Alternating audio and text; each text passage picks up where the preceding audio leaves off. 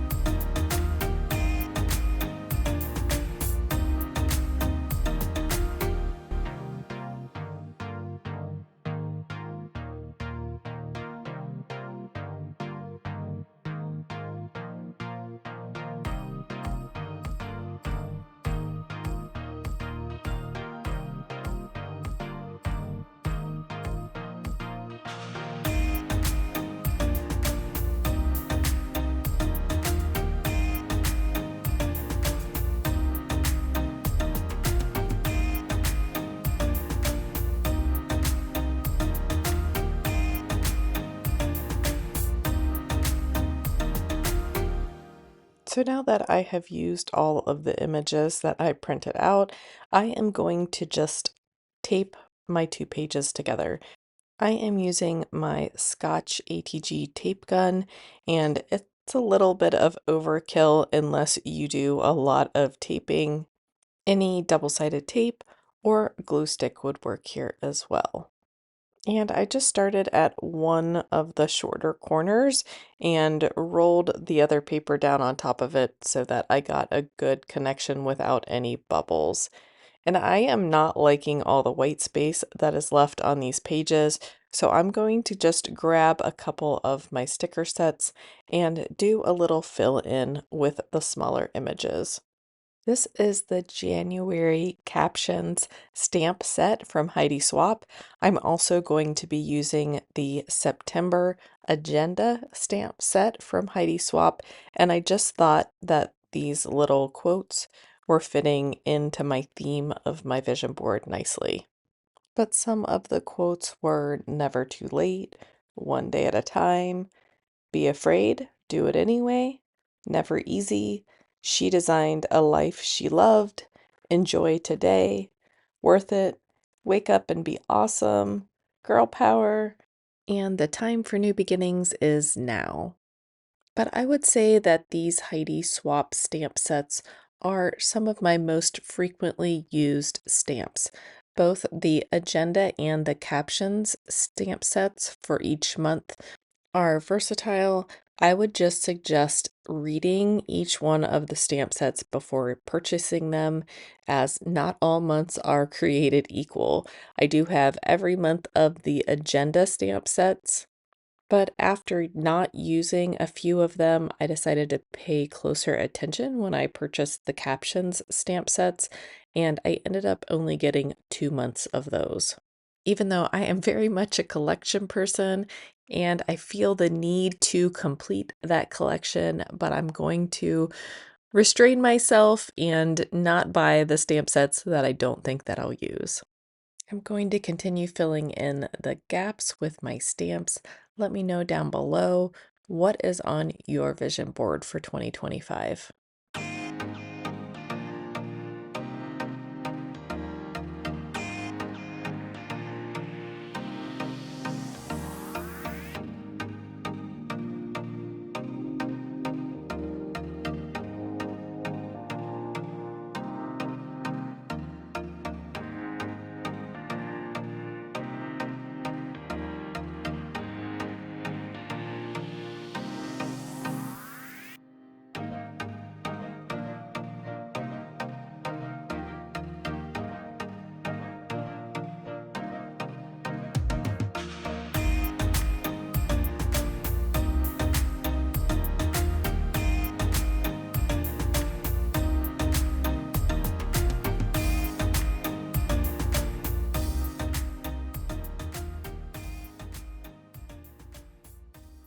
Once I felt like I had filled up enough of the white space, I did go back through with these little star images and just fill in a little bit more. They are pretty tiny, but I did want to bring in just something else, a little icon just to fill in the space and just something a little different than either pictures or text. So I did like how that added just a little something extra. And I did cut this part out, but I do wipe down all of my stamps right away with a baby wipe. I don't like stained stamps. And then I will definitely put these little tiny ones away right away because I have been known to lose them on my desk, drop them in the trash can accidentally. So I do get my stamps cleaned up pretty quickly and the cover back on my ink pad. So unfortunately, I did not have the right size of stamp for stamping out Q1 vision board. I just didn't have the right font that I wanted to go for. I have rectified that situation and ordered something, so I'm not in that position again. However, I didn't want to wait for that stamp set to come in. So I did go ahead and just print this off on my printer on sticker paper, and it's not perfect, but again, it'll do. I just want to have this completed and in my planner.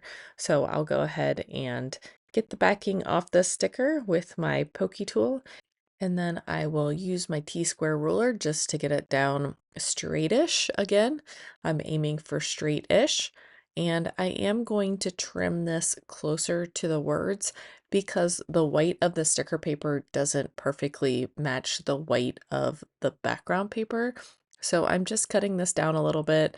I could have come up with some other solutions, but I also didn't want to put too much thickness on this paper because I am going to laminate it. And I've learned that if the thickness varies too much across the page, then I tend to get bubbles in my lamination. And I am going to give you a spoiler alert. Here I am drawing a little decor with my friction pen. And if you know anything about friction pens, they are erasable, and it's from friction and heat that makes them erasable. So when I go to put this through the laminator, it is going to erase my lines. So all this work that I just do, you can barely see by the time the lamination is complete. In fact, I thought there was something wrong with my paper when I first pulled it out because it looks like it's etched, but there's no color there. So not something that I would do again on a vision board or anything else that's getting laminated. So when I get this into my sleeve, I am just going to leave about 1/4 of an inch at the top and on the left-hand side, so that way I only have to trim down 2 sides. And it did take a while for my laminator to warm up, and I did not have a plug on my desk that was available for me to put my laminator on my desk, so I did go ahead and do that off camera. And then I just cut those extra 2 sides so that my final product ended up being 8.5 by 11 inches. And then I will come back in with my corner rounder and just round those corners so that I don't get poked by the lamination. And that completes the vision board of my goals section. Next, we'll dive into the goals themselves. And again, feel free to skip ahead if you don't want to watch this part. So I have quite a few stamps out on my desk. They are all either from Heidi Swap, Heba Creates, or Carrie Bradford, and I will link all of their shops down below and the YouTube channels if they have one. The first thing I'm going to do is unwrap all of my stamps. Some of these are brand new, and the next time you see them, they will all be packaged up like this Heidi Swap one. But I have gotten a few new stamp sets lately, and they have not all been packaged up in this way to fit in my storage system. But once I get these unpackaged, I am going to try to figure out how I'm going to do a Q for Q1. So I grab the 0 out, and thankfully there is a minus sign or a dash. So I'm hoping that I can create my own Q using the 0 and then the little dash. And I think it's going to work out fine. So that's going to be my Q. And then I will just use the actual number 1 and go with that.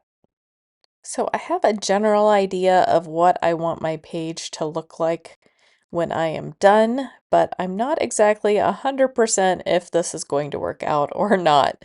So I start by drawing a box pretty much in the middle, and I'm going to put my word of the year or of the quarter there in that box. Then I'm going to draw a bigger box on top of it, and that's where I'm planning on putting Q1 goals. And I'm trying to be decorative, but I am still getting the hang of bullet journaling and free drawing and all of the things. So it's not going to be the most beautiful spread, but it is going to be functional. And I feel like the more I do things like this, the easier it is going to get better and to continue to make spreads like this. And I could have jumped in Photoshop and drawn something up pretty quickly, but I'm glad that I did it by hand. I feel like you channel a different part of your creativity when you are drawing with your hand versus on a computer. And honestly, since my job is all computers based, it is nice to step away from the keyboard. Now that I have this layout put together, I am going to go in and start by stamping out the areas that I want stamped out. And like I mentioned in the box above, I am going to put 2025 Q1 goals. And I'm going to be sure that I put in 2025 because I have a couple times already today miswritten 2024. So I'm going to focus on getting that correct. And in general, I am trying to get it straight-ish, but not perfect. There's no reason for me to try to make it perfect because I know that eventually it won't be in a perfect line, and it would be better if there were a few mistakes and not like a perfect line with one tiny thing out of order. Then it looks more like a mistake and not that you planned on doing it that way. And to fill in a little bit of the white space between 2025 and Q1, I did just grab those little star shapes that I used in my vision board. It's still a little bit wider apart than I would have liked, but we're going to leave it and move on. The next thing I'm doing is grabbing my letter stamps. I'm going to find the middle of this box and start stamping out the word consistency, but I want to make sure that the middle letter is in the middle of the box. So S is the middle of the word, and I will stamp the S and work my way to the end of the word. And then I will come back to the middle and work my way from the middle of the word to the beginning of the word. And I do try to take care of my stamps as much as possible. I did wipe them off with a baby wipe between each use, and when I was done, then I'll just make sure they all get put back in the right place and get put back in the sleeve once I am done with them. Then I'm grabbing these Carrie Bradford stamps and just stamping in 1, 2, and 3 for the 3 goals that I have for the quarter. And I've also learned the hard way that I need to put the cover on my stamp pad when I am not using it. I've drug my hand or my tools or my paper through the stamp pad in the past. So I have already created my goals in my HB90 notebook, but I want to have a place in my planner where I can see them every month when I do my check-in, and I want to be able to do a review of them. So I'm just going to start here by copying over all of my goals from my HB90 notebook. I will mention that all 3 of my goals do revolve around consistency and building those routines and resets. But I will link to the video where I talked about my HB90 goals if you want to go back and review those. I am using this fabulous Pilot capless fountain pen, which I am so in love with. It was fairly pricey for a pen, although this is my first fountain pen, so I'm not really sure how much they run generally speaking. This one was around $70. However, the color that I really want is $160, so we'll just have to start saving up for that one. So for the measurable part of my goals, I didn't have room to write everything out and make it look gorgeous, but I still wanted to be able to look at this page and see what those goals are. So I've written out each section of goals that I want to watch, and then I'm just putting a dot in between the good, better, and best goals that I have set. And like I mentioned before, I could have typed this up and printed it out, but I really just wanted to write these things out again, get them in my brain, think about them some more. The more that I write things down, the more I can think through things and how I'm going to actually execute them. And I'm guessing that if you are a paper planner person, you already understand that, and that's why you're here. But I also have a copy of my goals in Notion so that if I am on my computer and I want to look at something digitally, I do have my goals there front and center as well. I will also make my vision board into my background of my personal computer as well as put it in Notion as an image. I want these things front and center no matter where I'm working. So, goal 1 is around making all the plans and being consistent in producing videos and Instagram posts. I'm really working on growth this quarter because I would like to start working on community next quarter. For goal 2, this is all around my personal health and wellness. And again, I'm focusing on consistency and building those routines and resets. And in the last video, I did talk a little bit about those routines that I'm going to start setting up, and I can link to that as well. But I'm trying to stay positive about it because I know that I have done this in the past, and it's just about getting back there. Then for goal 3, that is all about my home. And again, creating that consistency around those daily and weekly cleaning tasks and getting better about scheduling in those bigger tasks. I'm very good at working, but I also need to be working on myself and on my home.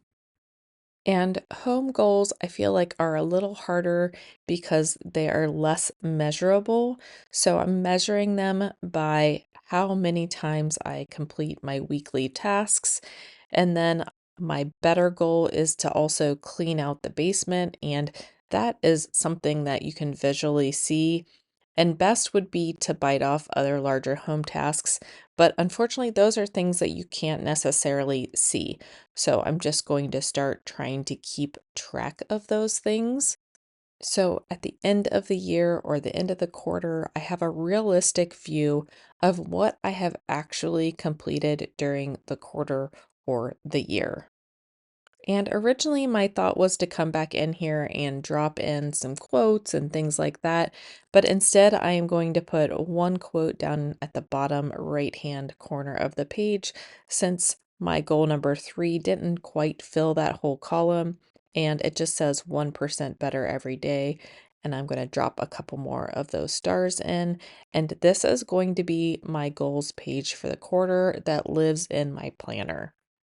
Then next, I wanted to create a tracking page of some sort, and let's walk through that next. I am using a dot grid paper in case you can't see, because there is no way I could have freehanded a line that straight without the dot grid. I am just putting in 3 columns, and each column is going to be a different goal. Then I'm going to just mark so that I am forming a grid, and I'm not actually drawing that in yet, but I do want to have a general idea of how big each one of the boxes in the grid is going to be so that I can do some stamping. And then I did decide to go ahead and draw in a line because I was afraid that I would have my stamping way off kilter, and those lines were helping me have a visual of where I should stamp. So I'm going to start by stamping January, February, March down the side and 1, 2, 3 across the top. And that way there is a grid for me to write in a review each month of the quarter for each one of my goals. And then I'm dropping in a few of those star stamps again. I did tape them together like I did on my vision board. And then I'm going to corner around these pages as well. And I thought that I was done with my goals section, so I went ahead and put these into my planner. But the more that I thought about it, the more I felt like there was something missing.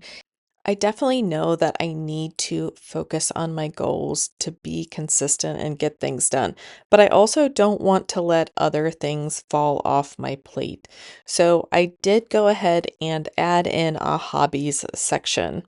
Is it a tracker or is it part of my goals? I'm still not sure how to frame this, but I felt like it needed to belong here. So I pulled my jelly bean soup stamp set, I think it's called Just 10, and I decided to use this open circle stamp, and I'm just testing out what it would look like in a 5 by 5 grid pattern. I'm all for the 25 and 2025, so I figured that is what I would track or work towards for my hobbies.